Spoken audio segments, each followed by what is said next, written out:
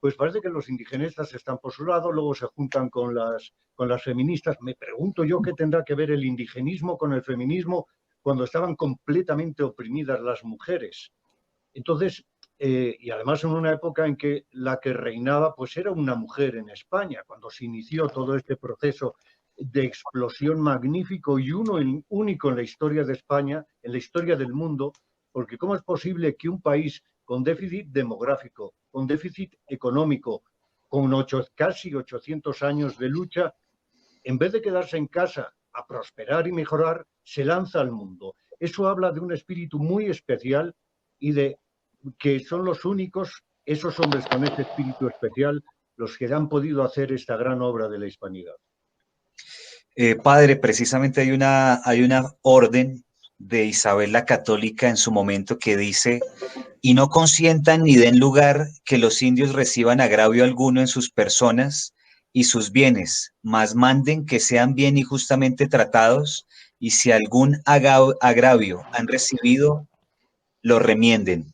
Ujú. Esa era la línea institucional de la corona española. Eso es justamente lo que has leído es parte del codicilo, o, entre comillas, puede ser parte del testamento de Isabel la Católica, la gran reina Isabel, cuando ella ya está muriendo y sabe que tiene que dar sus últimas disposiciones, para que se tenga en cuenta justamente que su esposo, Fernando, y eventualmente los herederos tengan en cuenta qué es lo que hay que hacer con los habitantes de Hispanoamérica. Y esto da por tierra con toda la estupidez supina que existe entre la mitología historiográfica que aprendemos muchas veces en los colegios, que decían que, bueno, los españoles cuando llegaron a América se planteaban si los indios tenían alma o no tenían alma. O sea, no resiste ningún tipo de análisis historiográfico, es una cosa tremenda. Por cierto, el que va a llegar a preguntarse en algún momento esa posibilidad, al menos remota, es el aparente y supuesto defensor de los indígenas, que fue el psicópata Fray Bartolomé de las Casas, ¿no? El famoso, entre comillas, defensor de los indios. ¿Cuándo va a hacerlo?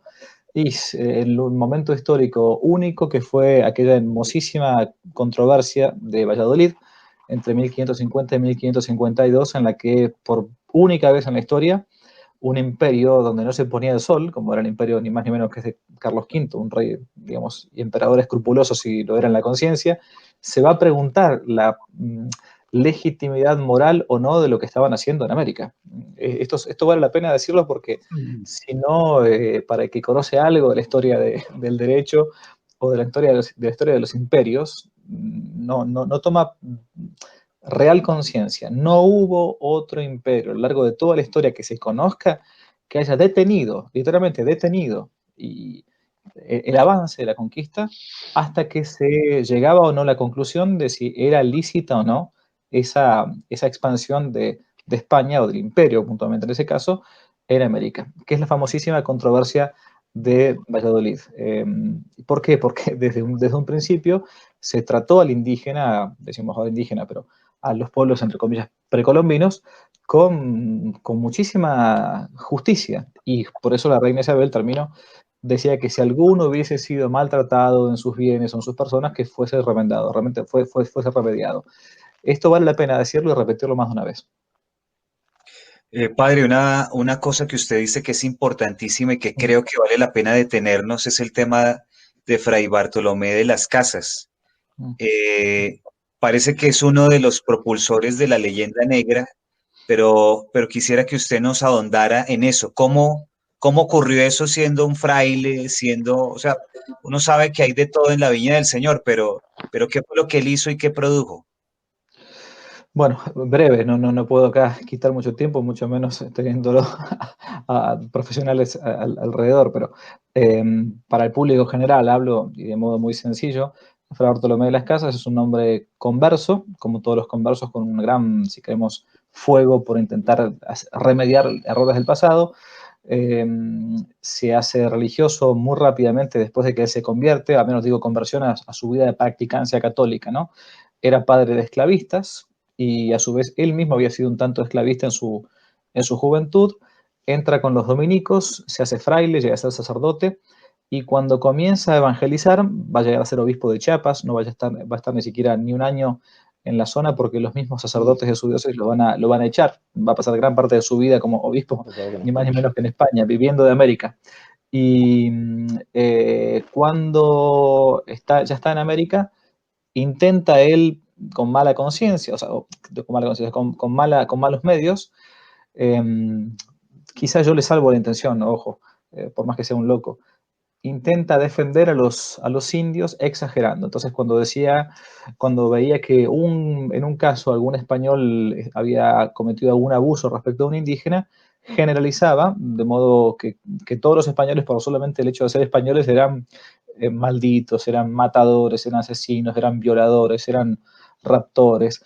Y bueno, y de ese modo, denunciando, era una especie de denunciante serial, digamos, ¿no?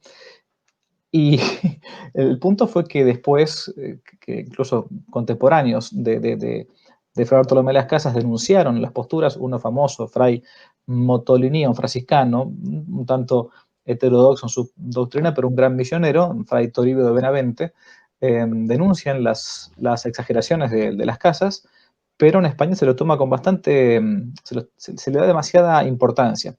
Al punto que es a partir de sus denuncias, que es lo que comentaba antes, se va a dar la famosa controversia de Valladolid, en la que va a estar él por un lado y Ginés de Sepúlveda por el otro. Pero termino, lamentablemente, la obra de Fray Bartolomé de las Casas, la breve relación acerca de la destrucción de las Indias, va a ser traducida rápidamente a todas las lenguas, sobre todo las lenguas de países protestantes, porque era la gran oportunidad de pegarle a España, ¿no?, con lo que es la revolución cultural, la batalla, la guerra cultural.